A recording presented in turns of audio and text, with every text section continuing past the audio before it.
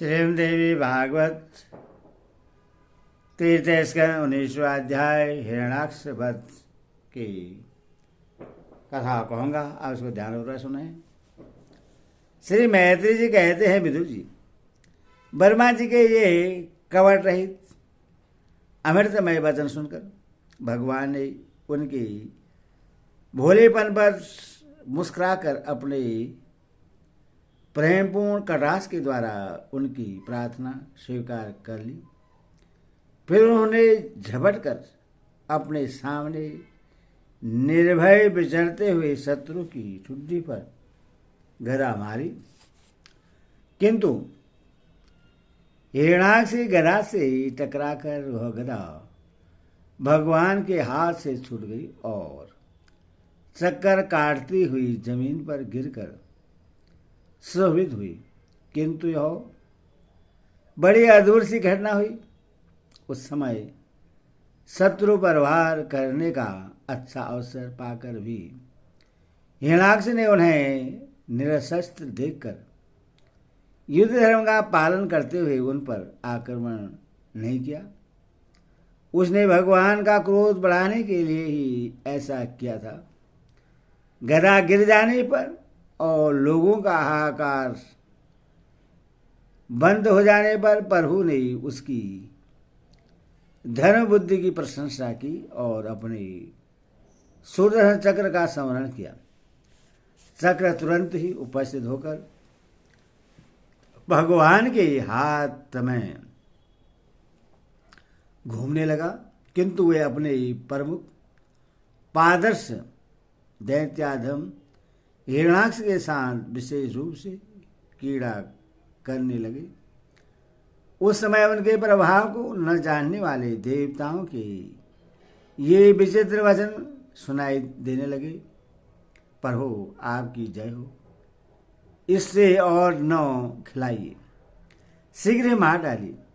जब हिरण्याक्ष ने देखा कि कमल दल लोचन श्री हरि उसके सामने चक्र लिए खड़े हैं, तब उसकी सारी इंद्रियां क्रोध से तिलमिला उठी और वो लंबी सांसें लेता हुआ अपने दांतों से होंठ चबाने लगा। उस समय वह तीखी दाढ़ों वाला दैत्य अपने नेत्रों से इस प्रकार उनकी ओर घूरने लगा मानो वह भगवान को भस्म कर देगा। उसने उछलकर, ले अब तू नहीं बच सकता, इस प्रकार ललकारते हुए श्री हरि पर गदा से प्रहार किया।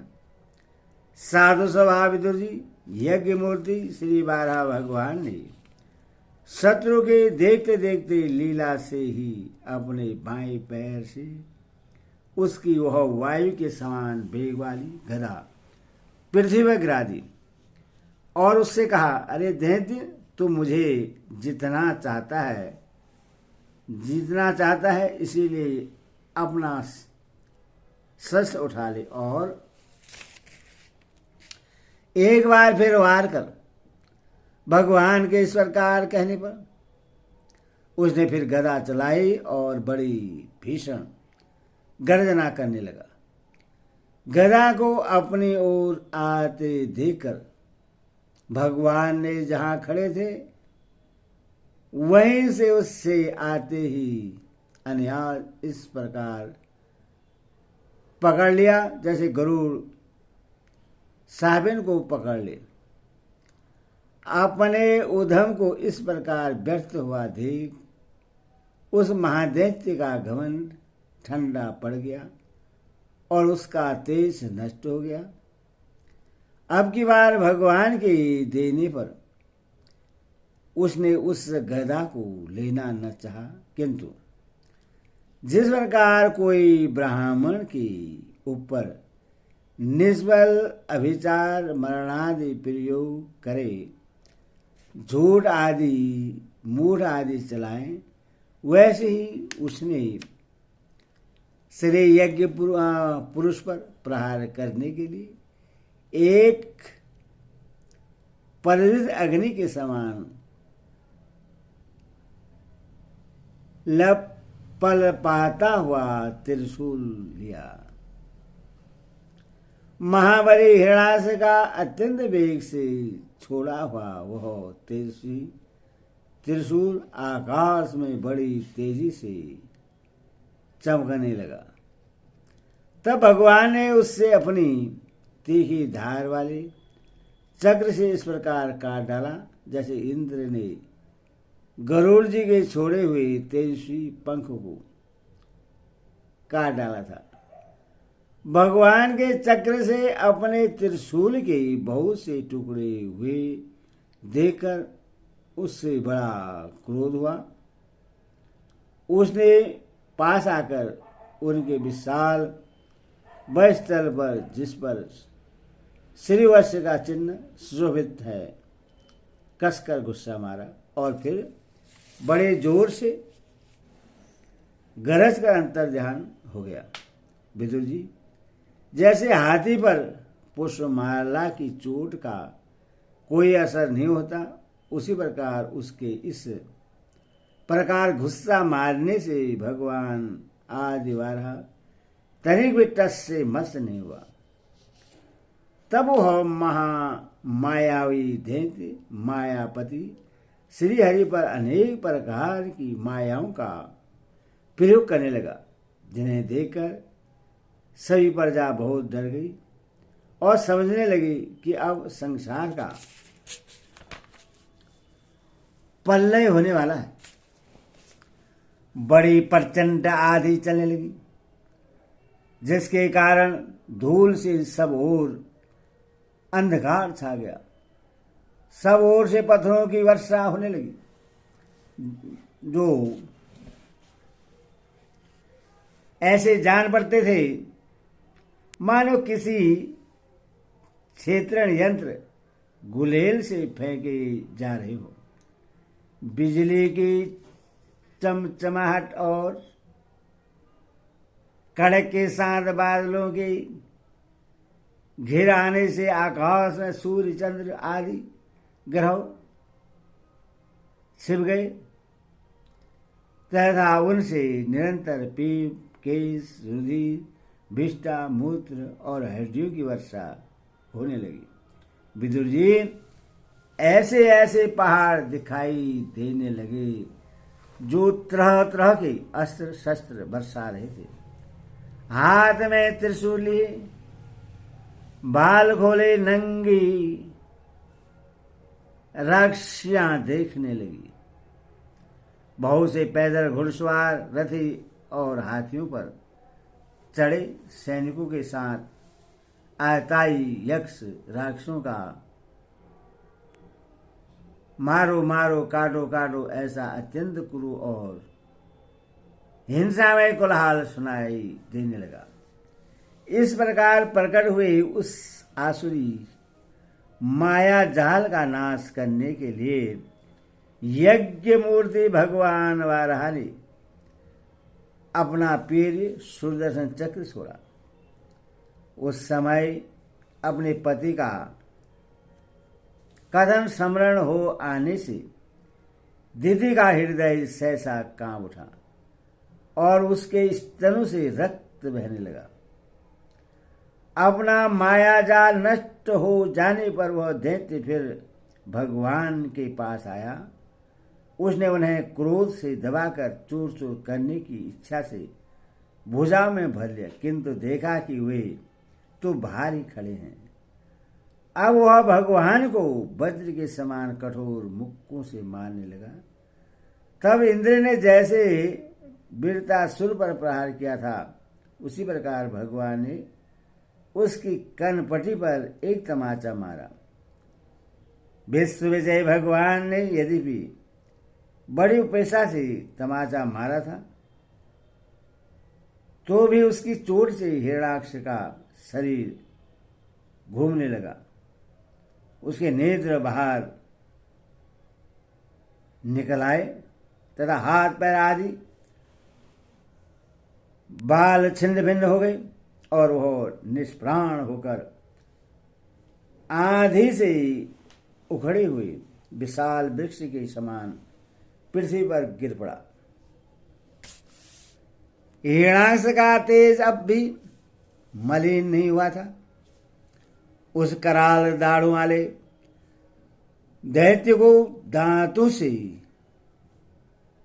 होड़ चबाते पृथ्वी पर पड़ा देख वहां युद्ध देखने के लिए आए हुए ब्रह्मादि देवता उसकी प्रशंसा करने लगे कि अहो, ऐसी अलभई मृत्यु किसको मिल सकती है। अपनी मिथ्या उपाधि से छूटने के लिए जिनका योगी जन समाधियों के द्वारा एकांत में ध्यान करते हैं, उन्हीं के चरण प्रहार से उनका मुख देखते देखते इस दैत्यराज ने अपना शरीर त्यागा। ये हिरणाक्ष और हिरण्याकश्यपु भगवान के ही पार्षद हैं। इन्हें सांबस यह अधोगति प्राप्त हुई है। अब कुछ जन्मों में ये फिर अपने स्थान पर पहुंच जाएंगे। देवता लोग कहने लगे, प्रभु आपको बारंबार नमस्कार है। आप संपूर्ण यज्ञों का विस्तार करने वाले हैं तथा संसार की स्थिति के लिए शुद्ध सत्वमयी मंगल विग्रह प्रकट करते हैं। बड़े आनंद की बात है कि संसार को कष्ट देने वाले यह दुष्ट दैत्य मारा गया। अब आपके चरणों की भक्ति से के प्रभाव से हमें भी सुख शांति मिल गई। मैत्री जी कहते हैं, विदुर जी, इस प्रकार महापराक्रमी हिरण्याक्ष का वध करके भगवान आदिवराह अपने अखंड आनंदमयी धाम को पधार गए। उसी समय ब्रह्मादि देवता और उनकी स्तुति कर रहे थे। भगवान अवतार लेकर जैसी लीलाएं करते हैं और जिस प्रकार उन्होंने भीषण संग्राम में खिलौनों की भांति महापराक्रमी हिरण्याक्ष का वध कर डाला। मित्र विदुर जी, वह सब चरित्र जैसा मैंने गुरुमुख से सुना था तुम्हें सुना दिया। सूजी कहते हैं, सौनक जी, मैत्री जी के मुख से भगवान की यह कथा सुनकर परम भागवत विदुर जी को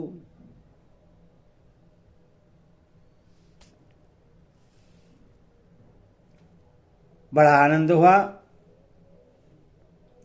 जब अन्य पवित्र कीर्ति और परम यशस्वी महापुरुषों का चरित्र सुनने से ही बड़ा आनंद होता है, तब श्री वत्सधारी भगवान की ललित ललाम लीलाओं की तो बात ही क्या है। जिस समय ग्रह के पकड़ने पर गजराज प्रभु के चरणों का ध्यान करने लगे और उनकी हथेलियां दुख से चिघाने लगी, उस समय जिन्होंने उन्हें तत्काल दुख से छुड़ाया और जो सब ओर से निराश होकर अपनी शरण में आए हुए सरल हृदय भक्तों से सहज में ही प्रश्न हो जाते हैं, किंतु दुष्ट पुरुषों के लिए अत्यंत दुराराध्य हैं, उन पर जल्दी प्रश्न नहीं होते। उन प्रभु के उपकारों को जानने वाला ऐसा कौन पुरुष है जो उनका सेवन न करेगा। सनकादि ऋषियों पृथ्वी का उद्धार करने के लिए वारा रूप धारण करने वाले श्री हरि की इस हिरण्याक्ष नामक परम अद्भुत लीला को जो पुरुष सुनता, गाता अथवा अनुमोदन करता है, वह ब्रह्म हत्या जैसे घोर पाप से भी सहज में ही छूट जाता है। यह चरित्र अत्यंत पुण्यप्रद, परम पवित्र, धन और यश की प्राप्ति कराने वाला, आयुवर्धक और कामनाओं की पूर्ति करने वाला तथा युद्ध में प्राण और इंद्रियों की शक्ति बढ़ाने वाला है। जो लोग इसे सुनते हैं उन्हें अंत में श्री भगवान का आश्रय प्राप्त होता है। हरि ओम तत्सत। हरि ओम।